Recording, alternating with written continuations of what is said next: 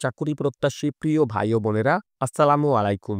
বাংলাদেশের অত্যন্ত সুপরিচিত ও সুনামধন্য বেসরকারি শিল্প প্রতিষ্ঠান এসিআই গ্রুপ এর সহযোগী প্রতিষ্ঠান এসিআই ফার্মা সম্প্রতি নতুন করে একটি বিশাল সার্কুলার প্রকাশ করেছে।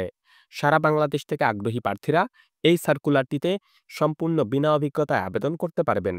তো আজকে আমি আপনাদের মাঝে উক্ত সার্কুলারটি সম্পর্কে বিস্তারিত তথ্য জানিয়ে দিব এবং সেই সঙ্গে দেখিয়ে দিব কিভাবে আপনারা এই সার্কুলারটিতে খুব সহজে আবেদন করতে পারবেন। আশা করি ভিডিওটি না টেনে শেষ পর্যন্ত দেখবেন।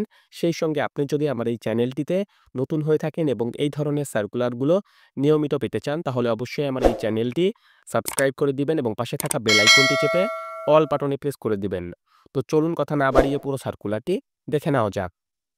তো দেখতেই পাচ্ছেন যে এসআই গ্রুপের অঙ্গ প্রতিষ্ঠান এসআই ফার্মা তারা সম্প্রতি যে সার্কুলারটি প্রকাশ করেছে, সেই সার্কুলারটিতে প্রথমেই তারা তাদের প্রতিষ্ঠানটি সম্পর্কে কিছুটা তথ্য এখানে তুলে ধরেছে।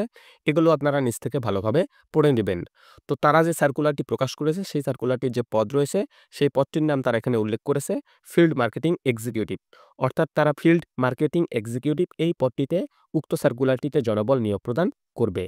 তো উক্ত সার্কুলারটিতে আপনি যদি নিয়োগপ্রাপ্ত হয়ে যান, তাহলে আপনাকে যেই সকল রেসপন্সিবিলিটি বা দায়-দায়িত্ব পালন করতে হবে, সেগুলো তারা এখানে উল্লেখ করেছে।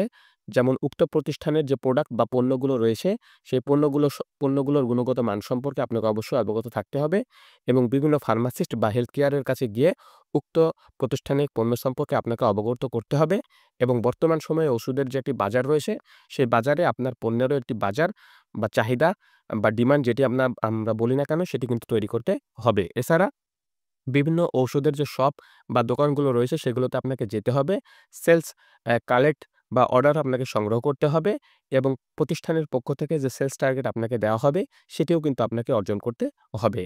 তো উক্ত সার্কুলারটিতে আবেদন করতে হলে আবেদনকারীর যে সকল যোগ্যতা বা গুণাবলী প্রয়োজন, সেগুলো তারা এখানে উল্লেখ করেছে। যেকোনো বিষয় থেকে আপনি যদি গ্র্যাজুয়েট বা অনার্স পাস করে থাকেন, তাহলে কিন্তু আপনি এই সার্কুলারটিতে আবেদন করতে পারবেন। অর্থাৎ যেকোনো বিষয় থেকে অনার্স পাস করলেই আপনি এই সার্কুলারটিতে আবেদন করতে পারছেন। তবে অবশ্যই এসএসসি লেভেল পর্যন্ত সায়েন্স ব্যাকগ্রাউন্ডের স্টুডেন্ট আপনাকে হতে হবে। অর্থাৎ এসএসসি লেভেল পর্যন্ত বিজ্ঞান বিভাগের ছাত্র হতে হবে। পরবর্তীতে যেকোনো বিষয় বা যেকোনো সাবজেক্ট থেকে আপনি যদি অনার্স পাস করে থাকেন, তাহলে আপনি এই সার্কুলারটিতে আবেদন করতে পারবেন। সিজিপিএ অবশ্যই 2.5 বা তার ঊর্ধ্বে হতে হবে আউট অফ 4 এর মধ্যে। অর্থাৎ সিজিপিএ 4 এর মধ্যে অবশ্যই 2.5 বা তার ঊর্ধ্বে যদি আপনার সিজিপিএ থেকে থাকে, তাহলে আপনি এই সার্কুলারটিতে আবেদন করতে পারবেন। যদি 2.5 এর নিচে আপনার সিজিপিএ হয়, তাহলে কিন্তু আপনি এই সার্কুলারটিতে আবেদন করতে পারবেন না। বাংলাদেশের যেকোনো জেলায় কাজ করার মন মানসিকতা অবশ্যই থাকতে হবে। এখানে স্পষ্টভাবে উল্লেখ করে দিয়েছে willing to work anywhere in Bangladesh. অর্থাৎ বাংলাদেশের যেকোনো জেলায় কাজ করার মন মানসিকতা সম্পূর্ণ প্রার্থীরা এই সার্কুলারটিতে আবেদন করবেন। কারণ এই সার্কুলারটিতে নিয়োগপ্রাপ্ত হলে বাংলাদেশের যেকোনো জেলায় আপনাকে তারা পোস্টিং করে দিবে। এই সার্কুলারটিতে আবেদন করতে হলে আবেদনকারীর বয়স সর্বোচ্চ 32 বছর কিন্তু হতে পারবে। 32 বছরের বেশি যদি আবেদনকারীর বয়স হয়ে থাকে, তাহলে কিন্তু আবেদনকারীরা এই সার্কুলারটিতে আবেদন করতে পারবেন না। তবে একটি বিষয় এই সার্কুলারটিতে তারা উল্লেখ করে নাই, সেটি হলো এক্সপেরিয়েন্স। অর্থাৎ এই সার্কুলারটিতে কোনো এক্সপেরিয়েন্স ছাড়াই সম্পূর্ণ বিনা অভিজ্ঞতাতে আবেদনকারীরা কিন্তু আবেদন করতে পারবেন। উক্ত সার্কুলারটিতে কোথাও এই সার্কুলারটিতে আবেদন করতে হলে অভিজ্ঞতা লাগবে এ ধরনের তথ্য নেই। অর্থাৎ সম্পূর্ণ বিনা অভিজ্ঞতাতে এই সার্কুলারটিতে আবেদন করা যাবে। তো উক্ত সার্কুলারটিতে আপনি যদি নিয়োগপ্রাপ্ত হয়ে যান, তাহলে অবশ্যই কোম্পানির পক্ষ থেকে আকর্ষণীয় একটি বেতন প্যাকেজ আপনাকে তারা প্রদান করবে। পাশাপাশি অন্যান্য সুযোগ সুবিধাও রয়েছে, যেমন প্রভিডেন্ট ফান্ড রয়েছে, গ্র্যাচুইটি রয়েছে, ফেস্টিভ্যাল বোনাস রয়েছে, সেলস ইনসেনটিভ রয়েছে, বিদেশ ভ্রমণেরও সুযোগ রয়েছে। মেডিকেল বেনিফিট কোম্পানির পক্ষ থেকে প্রদান করবে। এছাড়া কোম্পানির পক্ষ থেকে যে প্রফিট শেয়ার করা হয়, সেটির একটি অংশ কিন্তু আপনাকে তারা প্রদান করবে। এছাড়া আপনার ফার্স্ট ক্যারিয়ার প্রোগ্রেশনের সুযোগ কিন্তু উক্ত সার্কুলারটিতে রয়েছে। তো এরপরে তারা যে বিষয়টি এখানে উল্লেখ করেছে, we welcome young energetic individual to appear for a walk in interview. অর্থাৎ আপনি যদি একজন উদ্যমী, আগ্রহী এবং ইয়ং পারসন হয়ে থাকেন, তাহলে কিন্তু আপনাকে তারা উক্ত সার্কুলারটির নিয়োগ প্রক্রিয়ায় অংশগ্রহণ করার জন্য অনুরোধ করেছে। উক্ত সার্কুলারটির যে নিয়োগ প্রক্রিয়া রয়েছে, সেটি কিন্তু ওয়াক ইন ইন্টারভিউ অর্থাৎ সরাসরি সাক্ষাৎকারের মাধ্যমে অনুষ্ঠিত হবে।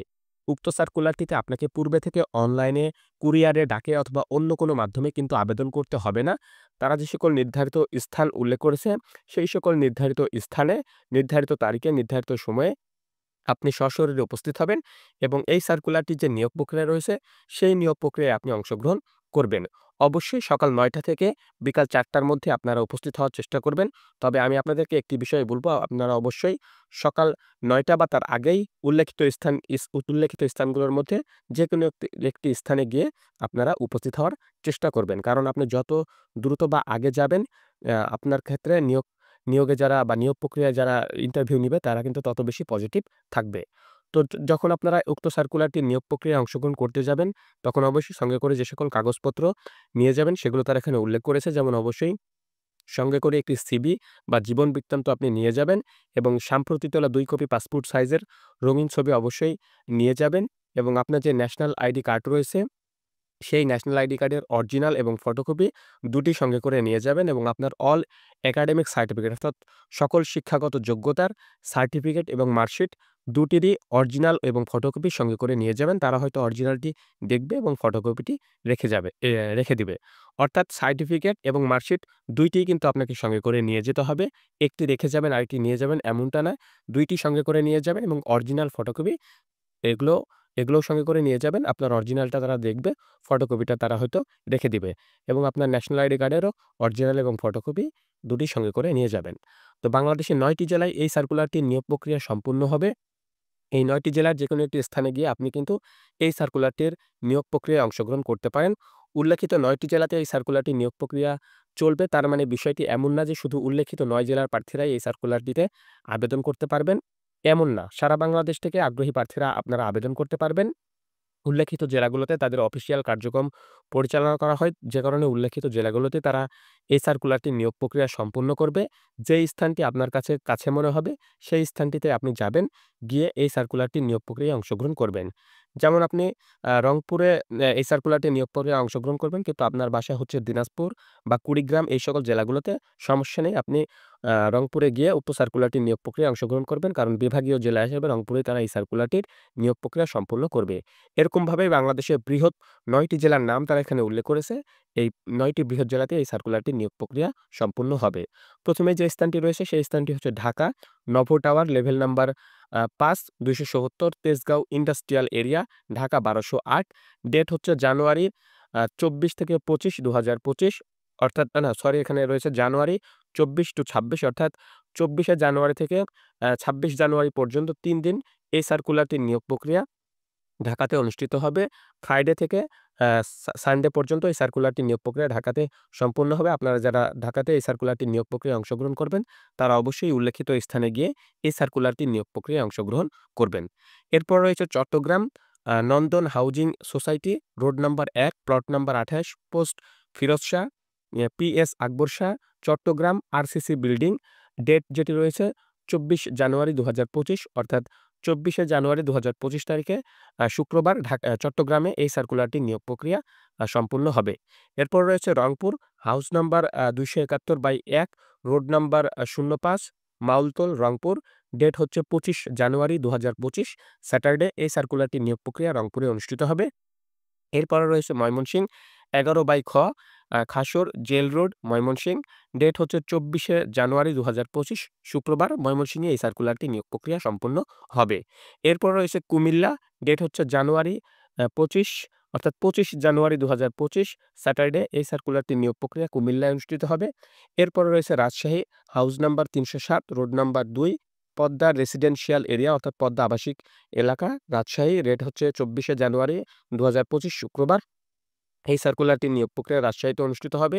এরপর রয়েছে Bogura, plot number ২৯-২১, holding number ১৩৬০, village হচ্ছে থনথনিয়া, মাহবুবনগর, গোয়াইল রোড, খাইশ এদিকে হচ্ছে কুয়েঘাট, বগুড়া সদর, বগুড়া। ডেট হচ্ছে জানুয়ারি ২৪ অর্থাৎ ২৪শে জানুয়ারি ২০২৫ শুক্রবার। বগুড়াতে উল্লেখিত স্থানে এই সার্কুলারটির নিয়োগ প্রক্রিয়া সম্পন্ন হবে।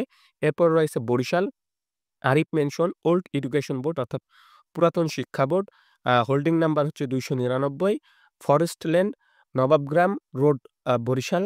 ডেট হচ্ছে জানুয়ারি ২৪ জানুয়ারি ২০২৫ শুক্রবার। এই সার্কুলারটির নিয়োগ প্রক্রিয়া বরিশালে অনুষ্ঠিত হবে। এরপর রয়েছে সর্বশেষ যে স্থান সেটি হচ্ছে যশোর পল্লী বিদ্যুৎ উন্নয়ন বোর্ড, অপোজিশন সাইড অর্থাৎ বিপরীত সাইডে, চাষড়া কোতোয়ালি, যশোর। ডেট হচ্ছে ২৫ জানুয়ারি ২০২৫ স্যাটারডে। এই সার্কুলারটির নিয়োগ প্রক্রিয়া যশোরে উল্লেখিত স্থানে অনুষ্ঠিত হবে। তো যেকোনো একটি স্থানে গিয়ে আপনি এই সার্কুলারটির নিয়োগ প্রক্রিয়ায় অবশ্যই অংশগ্রহণ করতে পারেন। এই সার্কুলারটি বাংলাদেশের সবচাইতে বড় জব পোর্টাল বিডিজবসে প্রকাশ করা হয়েছে। বিডিজবসের ফ্রন্টে গেলেই কিন্তু আপনারা এই সার্কুলারটি পেয়ে যাবেন। সেখান থেকে উক্ত সার্কুলারটি সম্পর্কে আরও ভালোভাবে বিস্তারিত তথ্য জেনে নিতে পারেন এবং উক্ত সার্কুলারটির নিয়োগ প্রক্রিয়ায় অংশগ্রহণ করতে পারেন। এই সার্কুলারটির লিঙ্ক আমি আমার ডেসক্রিপশন বক্সে দিয়ে দেবো। আপনারা চাইলে সেখান থেকেও এই সার্কুলারটি সম্পর্কে বিস্তারিত তথ্য জেনে নিতে পারেন। আপনাদের সবার জন্য শুভকামনা রইল। আজকের এই ভিডিওটি এ পর্যন্তই। সবাই ভালো থাকবেন। আল্লাহ হাফেজ।